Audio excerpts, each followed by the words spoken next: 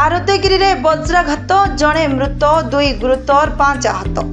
गतकाली शुक्रवार अपराह्न 3:30 समय आरोग्यगिरी ब्लॉक अंचल में प्रबल वर्षा सह वज्रपात घटी जनकर मृत्यु घटिता बेले 2 जन गुरुतर होता एवं 5 जन सामान्य आहत होता जमापड़ी। सूचना प्रकार राउदयगिरी थाना अंतर्गत कानकटा ग्रामर अविवाहित महिला दमयंती मंडल बयस 38 निज ग्राम निकट में निर्माण करा घरे श्रमिक भाव काम करुवा बेले हठात वर्षा सांगकू वज्रघात हेबारु घटनास्थल में मृत्यु होता।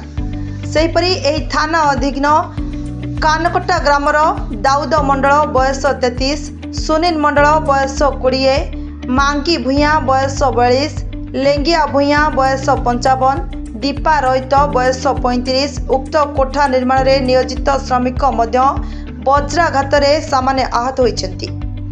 108 आंबुलांस जोगे चंद्रगिरी गोष्ठी स्वास्थ्य केन्द्र में भर्ती करा चिकित्सा करा बेले समस्ते सुस्थ होता डाक्तर एन जयप्रकाश सूचना देइछन्ति।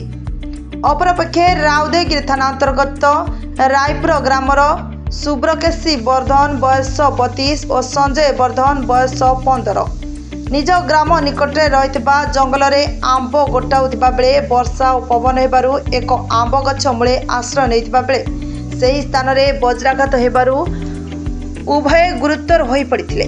सेमाने 108 जोगे आसी चंद्रगिरी मेडिकल में भर्ती होइथिले।